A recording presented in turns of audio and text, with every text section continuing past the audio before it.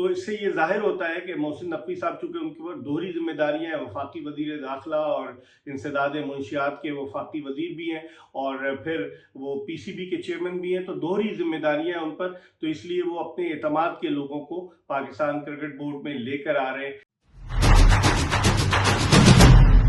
बिस्मिल्लाहिर्रहमानिर्रहीम, अस्सलामु अलैकुम। अपने यूट्यूब चैनल MIB स्पोर्ट्स पर मैं हूं मिर्ज़ा इकबाल बेग।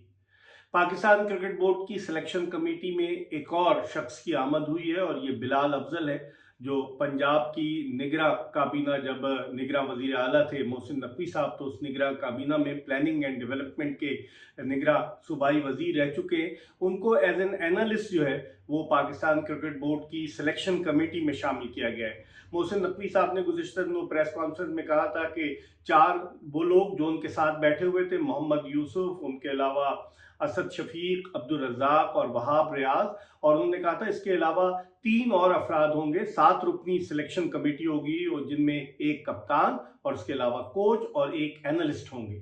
तो बिलाल अफजल साहब को एज एन एनालिस्ट शामिल किया गया, लेकिन वो सिलेक्शन कमेटी के रुकन होंगे और उनको सपोर्ट करने के लिए हसन चीमा, जो माजी में पाकिस्तानी क्रिकेट टीम के मैनेजर रह चुके हैं, उन्हें एज अ एनालिस्ट जो है वो रखा गया है, लेकिन उनका सिलेक्शन कमेटी में कोई अमल दखल नहीं होगा। वो सिर्फ एनालिस्ट के तौर पर डाटा प्रोवाइड करेंगे। और उसके अलावा उस्मान वाला, जो डायरेक्टर इंटरनेशनल क्रिकेट है, वो इस सिलेक्शन कमेटी के सेक्रेटरी होंगे। तो इससे ये जाहिर हुआ कि पाकिस्तान क्रिकेट बोर्ड के चेयरमैन मोहसिन नकवी साहब अपने काबिले एतमाद आदमियों पर भरोसा करते हैं। बिलाल अफजल साहब, जो एक मीडिया हाउस के मालिक के करीबी रिश्तेदार भी हैं, और इनके वालिद जो हैं सुहेल अफजल साहब, वो भी माजी में सूबाई वज़ीर रह चुके हैं। बिलाल अफजल साहब ने टोरंटो से तालीम हासिल की और चूँकि इनका क्रिकेट से हर एक को दिलचस्पी होती है, लेकिन एज एन एनालिस्ट आना ये बड़ी हैरान कुन बात है। अब देखते हैं, क्योंकि उन्हें सपोर्ट करेंगे हसन चीमा, तो अब बिलाल अफजल साहब भी सिलेक्शन कमेटी में आ गए। और मोहसिन नकवी साहब ने, जिस तरह मैंने पहले भी कहा, कि अपने काबिल एतमाद लोगों पर भरोसा किया है। वहाब रियाज, जो निगरां काबीना में शामिल थे, मुशीर बराए खेल, उनको तो सिलेक्शन कमेटी में रखा ही गया है। उनको ज़का अशरफ साहब के दौर में चीफ सिलेक्टर बनाया गया था, लेकिन अब उन्हें एज अ मेंबर रखा गया है। इसी तरीके से झंग के एक जो सरकारी अफसर हैं खुर्रम खान नियाजी, उन्हें पाकिस्तान क्रिकेट बोर्ड का डायरेक्टर डोमेस्टिक बनाया गया है। और उसके अलावा 2 पुलिस अफसरान हैं, एक इर्तिजा साहब है, एक कुमैल है, इन दोनों को भी लेकर आए हैं मोहसिन नकवी साहब अपने साथ। और रफ़ीउल्लाह साहब, जो कि पंजाब के इंफॉर्मेशन डिपार्टमेंट में थे, वो भी मीडिया को हैंडल करेंगे और वो चेयरमैन के साथ हैं, वो चेयरमैन की सारी चीज़ें देखेंगे और मीडिया को भी वो देखेंगे। हालांकि मीडिया में आलिया रशीद पहले से ही मौजूद हैं, डायरेक्टर मीडिया, और भी लोग हैं। तो इससे ये जाहिर होता है कि मोहसिन नकवी साहब चूँकि उनके ऊपर दोहरी जिम्मेदारियाँ हैं, वफाकी वज़ीर दाखिला और इंसदाद मुंशियात के वफाकी वज़ीर भी हैं और फिर वो पीसीबी के चेयरमैन भी हैं, तो दोहरी जिम्मेदारियाँ हैं उन पर, तो इसलिए वो अपने एतमाद के लोगों को पाकिस्तान क्रिकेट बोर्ड में लेकर आ रहे हैं। और अब देखते हैं क्या होता है। पाकिस्तान क्रिकेट बोर्ड में, जिस तरह कल मैंने व्लॉग किया था, 1 विकेट तो गिर चुकी है बाबर हामिद साहब की, बकिया लोगों की भी रुखसती के इम्कानात खासे रोशन नज़र आते हैं, जिनमें डायरेक्टर इंफ्रास्ट्रक्चर है नासिर हमीद साहब, उसके अलावा PSL की डायरेक्टर थी नायला भट्टी साहबा, वो और भी बहुत सारे लोग हैं। अब देखना ये है कि क्या खुर्रम नियाजी के आने के बाद जुनैद ज़िया अपनी नशिस्त बचाने में कामयाब होंगे, जो GM डोमेस्टिक हैं, और फिर नदीम खान का मुस्तकबिल क्या होगा। नदीम खान जो है वो नेशनल क्रिकेट एकेडमी में भी देख रहे थे और डोमेस्टिक क्रिकेट को भी देख रहे थे। तो अब इन सब के ऊपर सवालिया निशानात हैं कि जो आने से मोहसिन नकवी साहब के, और उन्होंने कराची में प्रेस कॉन्फ्रेंस में कहा था कि डबल जिम्मेदारियां जो निभाता है वो ऐसा नहीं होगा, बड़े अच्छे तरीके से स्मूथली पाकिस्तान क्रिकेट बोर्ड के मामलात को चलाया जाएगा। तो अब देखते हैं कि और कौन कौन से लोग आते हैं और कौन कौन से लोग पाकिस्तान क्रिकेट बोर्ड से जाते हैं।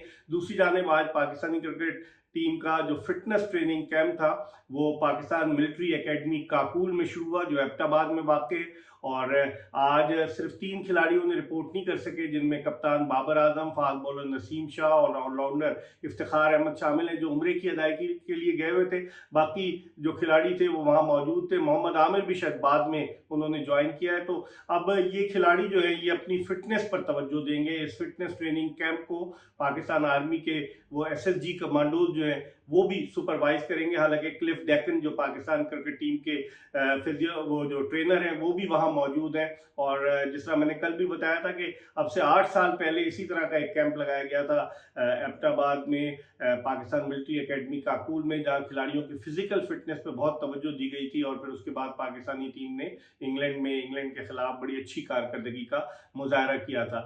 लेकिन खास बात ये, कैंप तो शुरू हो गया, अभी तक कप्तान के नाम का ऐलान नहीं हुआ। मोहसिन नकवी साहब ने प्रेस कॉन्फ्रेंस में कहा था कि अभी मुझे भी नहीं पता, ये सिलेक्शन कमेटी डिसाइड करेगी। लेकिन माजी में उमूमन ये होता रहा है कि कप्तान का फैसला जो है वो सवाबदीद होती है चेयरमैन की। जिस तरह आपको याद होगा कि बाबर आजम को जब कप्तानी से हटाया गया तो बाबर आजम को जब ऑफर की थी ज़का अशरफ ने, जो साबिक चेयरमैन है, कि आपको हम वाइट बॉल क्रिकेट में रखना चाहते हैं, और बाबर ने रिजाइन कर दिया था। उन्होंने कहा मैं तीनों फॉर्मेट में नहीं कप्तानी करूंगा। फिर उन्होंने ज़का अशरफ साहब ने शान मसूद को टेस्ट का कप्तान और शाहीन शाह अफरीदी को वाइट बॉल क्रिकेट का T20 का कप्तान बनाया। अब चूंकि 1 जून से वर्ल्ड कप शुरू होने वाला है T20 का, तो बाद लोगों की यही राय है कि कप्तान की बार बार तब्दीली टीम के कॉम्बिनेशन को मुतासिर कर सकती है। हालांकि ऐलान नहीं किया है अभी तक पाकिस्तान क्रिकेट बोर्ड ने, और ना ही मोहसिन नकवी साहब ने प्रेस कॉन्फ्रेंस में इस बात की जानिब इशारा किया कि शाहीन शाह अफरीदी ही कप्तान रहेंगे। लेकिन अभी तक गूम अगूम की कैफियत है। अभी तक जो खदशात के बादल मंडला रहे हैं कि कौन होगा कप्तान, क्या रिजवान कप्तान बनेंगे या बाबर आजम वापस आएंगे, बहुत सारी अभी तक तो अफवाहें जो हैं वो जन्म ले रही हैं। लेकिन जल्दी ये अफवाहें दम तोड़ देंगी जब पाकिस्तान क्रिकेट बोर्ड कप्तान का ऐलान करेगा, और फिर उसके बाद टीम का भी ऐलान होगा। अभी हेड कोच का ऐलान होना भी बाकी है, गैर मुल्की हेड कोच आएंगे। तो अब देखते हैं कि क्या सूरत हाल बनती है पाकिस्तान क्रिकेट टीम के लिए। बड़ा चैलेंजिंग होगा वर्ल्ड कप, क्योंकि जो न्यूजीलैंड की टीम 14 अप्रैल को पाकिस्तान आ रही है, 18 अप्रैल से जो 5 T20 मैचों की सीरीज शुरू हो रही है, न्यूजीलैंड की टीम निस्बतन इतनी मजबूत नहीं है जितनी वो हुआ करती, क्योंकि उसके सारे खिलाड़ी, ज्यादातर टॉप के क्रिकेटर जो हैं वो IPL में हिस्सा ले रहे हैं। तो अब देखते हैं कि न्यूजीलैंड की कौन सी टीम आती है। फिर न्यूजीलैंड के खिलाफ सीरीज खेलने के बाद पाकिस्तानी क्रिकेट टीम मई में इंग्लैंड के खिलाफ T20 सीरीज खेलेगी, और फिर वहीं आयरलैंड चली जाएगी। आयरलैंड के खिलाफ भी T20 सीरीज है, और फिर वहां से पाकिस्तानी क्रिकेट टीम जो है वो अमेरिका रवाना होगी, और अमेरिका में पाकिस्तान खेलेगा मैचेस। खासतौर पर लोगों को 9 जून का इंतजार है, जब न्यूयॉर्क में पाकिस्तान और भारत मध्य मुकाबले होंगे। और फिर अब देखते हैं कि पाकिस्तान क्रिकेट बोर्ड क्या स्ट्रैटेजी बनाता है। मोहसिन नकवी साहब चूंकि मसरूफ बहुत हैं, वफाकी वजीर दाखिला है, एंटी नारकोटिक्स के वफाकी वजीर है, तो वो अपने काबिल एतमाद लोगों को लाकर काम तकसीम कर रहे हैं। तो अब देखते हैं कि इसका किस रिजल्ट क्या आता है। इस रिजल्ट का सबको इंतजार है। दूसरी जानिब पाकिस्तानी क्रिकेट टीम के दौरा ऑस्ट्रेलिया का शेड्यूल का भी ऐलान हो गया। हालांकि दौरा नवंबर में होना है। पहले 3 T20 मैचेस होंगे, और फिर उसके बाद 3 वनडे इंटरनेशनल मैचों पर मुश्तमिल सीरीज पाकिस्तान ऑस्ट्रेलिया के दरमियान खेली जाएगी नवंबर के महीने में।